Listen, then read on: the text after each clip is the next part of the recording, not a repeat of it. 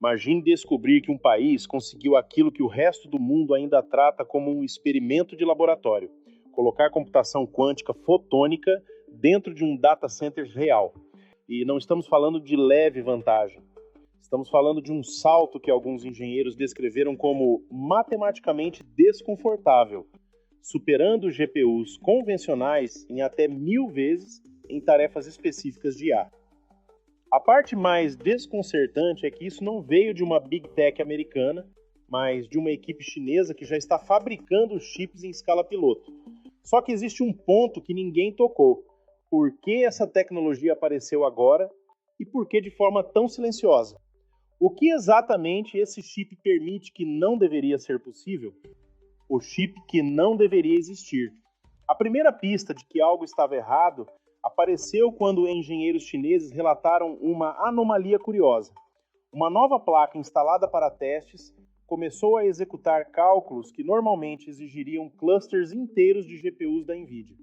Só que aqui a tarefa era concluída em tempo real, sem gargalos, sem superaquecimento, sem o comportamento típico de servidores sob carga extrema. No controle de desempenho, a curva era quase impossível, como se as limitações físicas tivessem simplesmente deixado de existir.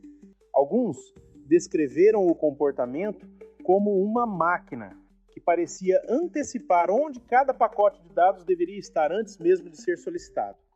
O nome por trás desse salto era ChipSex, um laboratório que vinha sendo citado discretamente em conferências técnicas, mas nunca com resultados práticos que justificassem tanta atenção. Até agora. Eles não estavam apenas testando mais um protótipo fotônico, eles estavam mostrando um chip quântico integrado capaz de operar dentro de um rack comum, sem criogenia, sem sala especial, sem o ritual que costuma acompanhar experimentos quânticos. A peça é construída sobre uma pastilha de nióbio-lítio em filme fino e concentra mais de 1000 componentes ópticos em uma única placa. Isso por si só já seria impressionante. Mas o que realmente chamou a atenção foi o comportamento do chip quando exposto a cargas de IA complexas, especialmente aquelas que favorecem a paralelismo e movimentação contínua de dados. Enquanto os GPUs convencionais dependem de elétrons, este dispositivo usa luz como base da computação. E luz não sofre o mesmo desgaste, não perde energia do mesmo jeito, não cria os mesmos padrões de calor e não fica limitada pela densidade dos circuitos. De repente, tarefas que antes esbarravam em consumo energético e dissipação térmica começaram a fluir como se todo o data center tivesse sido redesenhado. A narrativa inicial dizia que a tecnologia era quântica fotônica híbrida, mas quanto mais detalhes vazavam, mais aparecia a sensação de que essa classificação não explicava tudo. Porque mesmo considerando avanços recentes, integrar esse nível de fotônica em um único wafer de 6 polegadas deveria estar anos distante do uso industrial. A dúvida que surge é simples. Como exatamente eles conseguiram transformar um conceito experimental em um equipamento funcional tão rápido? A engenharia invisível. Quando os detalhes técnicos finalmente começaram a circular, a primeira reação de muitos pesquisadores foi negar que aquilo fosse possível. Um chip quântico fotônico integrado com o tamanho de um wafer de 6 polegadas não combina com a imagem tradicional de máquinas quânticas, geralmente presas a cabos, lasers externos e estruturas que ocupam metade de um laboratório. Só que Chip X fez exatamente o contrário do que o setor esperava. Em vez de apostar em máquinas grandes, eles reduziram tudo ao extremo.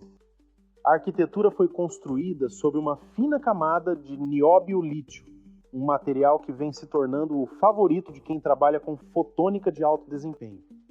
Essa escolha permitiu manipular luz com precisão e, ao mesmo tempo, montar centenas de canais ópticos miniaturizados dentro do mesmo chip. A grande virada veio no momento em que eles alcançaram o que chamaram de design monolítico. Não existe módulo separado, rotor externo, base dedicada ou placa complementar. Toda a lógica óptica e eletrônica está unificada no mesmo wafer, como se fosse um GPU completamente reconstruído, mas feito para operar com fótons. Esse nível de integração é o ponto que deixou pesquisadores ocidentais inquietos, porque atingir essa arquitetura normalmente exige anos de refinamento, testes de rendimento, alinhamento óptico e validação. Só que a China não só apresentou o chip pronto, como anunciou que já possui uma linha piloto capaz de produzir 12 mil wafers por ano. Algo impensável para um setor que, no Ocidente, ainda vive preso a protótipos e lotes minúsculos. E conforme mais informações surgiam, um detalhe ficava claro. Eles não estavam tentando competir com GPUs tradicionais. Eles estavam construindo outra categoria de máquina para executar aquilo que eletrônica pura não aguenta mais.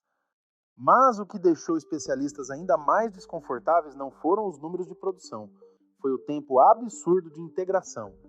Sistemas que antes levavam 6 meses para serem montados, calibrados e validados, agora poderiam ser instalados em 2 semanas. Uma janela tão curta que não parece apenas eficiência industrial, mas sim uma mudança completa na forma como o hardware quântico é produzido. Esse ritmo acelerado abriu uma suspeita que ninguém conseguiu ignorar. Se um protótipo tão denso pode ser montado em semanas, o que mais pode estar sendo desenvolvido em silêncio? Da fábrica ao rack. Como isso chega ao mundo real? O anúncio público parecia um roteiro bem ensaiado. Uma linha piloto, números de produção, fotos de wafers e declarações sobre parcerias com setores estratégicos. Mas a parte mais perturbadora não foi a fábrica. Foi a ordem com que os chips começaram a desaparecer das prateleiras e reaparecer dentro de aplicações que até então jamais poderiam receber tecnologia experimental. Relatórios internos mostram que as primeiras unidades foram destinadas a clientes em aviação, laboratórios de biomedicina e instituições financeiras. Esses são os lugares que pagam por desempenho e aceitam riscos controlados. Em um banco de investimento, por exemplo, ganhos de latência medidos em microsegundos podem valer milhões. Em simulações farmacêuticas, uma aceleração drástica reduz ciclos de descoberta que antes duravam meses.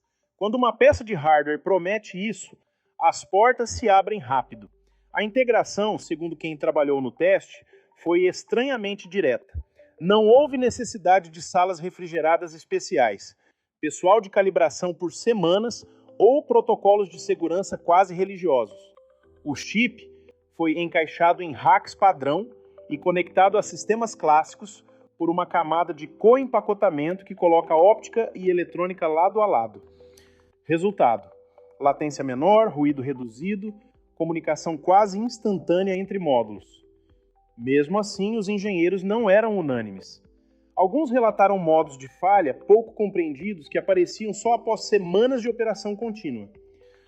Outros contaram que métricas que antes eram triviais passaram a demandar novos testes, porque a fotônica altera padrões de erro que ninguém tinha medido em escala. A questão prática que ficou na sala de controle foi direta e crua. Se essa tecnologia entrega o que afirma entregar, quem garante que não há um efeito colateral escondido que só aparece em produção massiva? O número que virou ruído no Ocidente. Quando o primeiro relatório mencionou um possível ganho de 1000 vezes em tarefas específicas de IA, a reação fora da China foi imediata. Laboratórios na Europa e nos Estados Unidos tentaram replicar qualquer indicação desse resultado, mas não encontraram nada nem perto disso. A resposta oficial foi cética, quase irônica. A resposta não oficial foi bem diferente. Analistas que acompanham o setor há anos sabem que saltos exponenciais raramente surgem de uma única inovação. Eles acontecem quando várias peças avançam ao mesmo tempo. Materiais novos, integração inédita, arquitetura híbrida e uma cadeia de produção que não engasga no laboratório. Esse pacote completo é exatamente o que tornaria um salto dessa escala plausível. Só que existe um problema.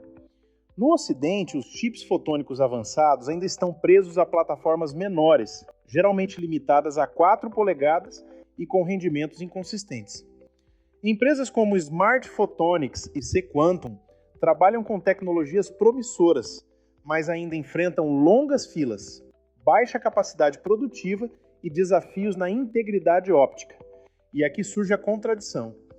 Se a China realmente colocou em operação uma linha piloto de 6 polegadas usando filme fino de nióbio lítio, isso significa que eles saltaram uma etapa inteira da corrida. Não apenas em qualidade, mas em escala. Em outras palavras, não teríamos um protótipo isolado. Teríamos um caminho industrial. E caminhos industriais sempre vencem, mesmo quando começam menos eficientes. A tensão aumentou quando especialistas perceberam um detalhe técnico pouco discutido. Se a arquitetura fotônica chinesa usa caminhos de luz extremamente curtos, com milhares de componentes integrados no mesmo wafer, a latência cai a níveis que eletrônica pura jamais acompanha. Isso não apenas acelera cálculos, reduz erros, estabiliza sinais e transforma problemas antes caóticos em rotinas previsíveis. É exatamente esse comportamento que gerou o número polêmico do 1000 vezes. Nenhum país confirmou, nenhum país negou com convicção. E justamente por isso a sensação desconfortável continua no ar. E se esse número não for um exagero, mas apenas o primeiro teste publicado? A escalada silenciosa. Enquanto o Ocidente discutia se os números eram reais ou exagerados, a China simplesmente continuou instalando as unidades. Não houve alarde, só mais racks sendo ocupados por máquinas que não deveriam estar prontas tão cedo. A lógica por trás disso é direta. Em computação avançada, quem controla na produção controla a sua velocidade da inovação. O nióbio lítio em filme fino ainda é delicado e difícil de fabricar, mas a integração monolítica reduz etapas, pessoas e complexidade. Esse tipo de economia operacional é justamente o que define quem domina a próxima geração de hardware. É por isso que especialistas ficaram desconfortáveis ao perceber que essa arquitetura não escala como uma GPU. Ela se multiplica como um grid óptico, no qual cada novo chip amplifica o desempenho do anterior sem esbarrar em calor, ruído ou perda de eficiência. A consequência desse comportamento é simples. Clusters fotônicos não seguem as mesmas limitações que placas eletrônicas. Eles crescem de forma mais densa, mais fria e mais barata. E é exatamente esse tipo de estrutura que reconfigura não apenas data centers, mas também o mercado de trabalho ao redor da tecnologia. Quanto mais rápido a IA avança, mais valor existe para quem domina ferramentas, automações e os fluxos que transformam esses sistemas em resultado real. Muita gente ainda espera por uma grande virada no setor, mas a virada já aconteceu. E quem entende como criar, operar e produzir usando IA está sempre na frente quando uma mudança desse tamanho explode. Inclusive, se esse é o momento em que você quer transformar IA em algo concreto na sua rotina, existe um caminho mais rápido do que tentar aprender tudo sozinho. O curso IA, o novo ouro da internet, mostra exatamente como usar as principais ferramentas do mercado, criar automações inteligentes, produzir conteúdo, escalar processos e transformar IA em renda. É o tipo de conhecimento que se torna ainda mais valioso quando tecnologias como essas começam a sair do laboratório e entrar no mundo real. Agora, a pergunta que fica é outra. Se essa arquitetura realmente quebra as limitações tradicionais, o que ela permite que ainda não foi revelado? O ponto que ninguém quer admitir. A reação mais reveladora não veio de universidades ou empresas, veio das próprias gigantes de hardware que dominam o mercado. O aumento repentino no volume de pesquisas em óptica integrada, coempacotamento e interconexões fotônicas dentro dos Estados Unidos e da Europa mostrou algo claro. Ninguém está seguro de que ainda controla o ritmo dessa corrida. Mesmo sem confirmação pública dos números chineses, o setor inteiro ajustou seus planos. GPUs continuam essenciais, mas já não são suficientes para sustentar o crescimento dos modelos de IA. O consumo energético atingiu limites físicos e econômicos, e qualquer tecnologia que reduza calor e aumente banda se torna automaticamente estratégica. É por isso que esse chip fotônico, mesmo sem consenso, provocou tanto incômodo. Ele não representa apenas desempenho, representa um tipo de avanço que muda prioridades de investimento. E quando prioridades mudam, a liderança muda junto. O dilema agora é simples, ou o Ocidente reage ou aceita que a próxima era de computação pode nascer fora dele. A questão que ninguém consegue ignorar. Se tudo isso se confirmar, estamos diante de uma mudança rara. Não é apenas uma corrida por velocidade, mas por quem define os limites da computação daqui para frente. Fotônica integrada, produção acelerada, integração sem etapas tradicionais. Cada peça aponta para um futuro em que o domínio tecnológico muda de mãos quase sem barulho. E esse é o ponto que fica. Não importa se o número de 1000 vezes é exato ou se ainda será revisado. O simples fato de um protótipo assim existir, operar e se multiplicar já coloca pressão sobre toda a indústria. Porque sempre que uma tecnologia rompe uma barreira, todo o ecossistema precisa correr atrás. Empresas, governos, laboratórios e até criadores precisam se adaptar. Agora, o que realmente importa é como isso será usado. Porque quando uma tecnologia avança rápido demais, ela nunca chega sozinha. Ela muda prioridades, altera disputas e cria oportunidades que só alguns conseguem enxergar no início. E é por isso que eu quero saber sua opinião. Você acha que essa virada fotônica é real ou estamos vendo apenas o primeiro movimento de algo muito maior? Comenta aqui embaixo, porque sua visão pode puxar outras discussões importantes para os próximos vídeos. Se esse conteúdo ajudou você a entender melhor o cenário global de tecnologia, apoie o canal, se inscreve e deixa o like, porque isso garante que esse tipo de investigação continue chegando até você e ajuda a te mostrar para o YouTube que esse tema importa.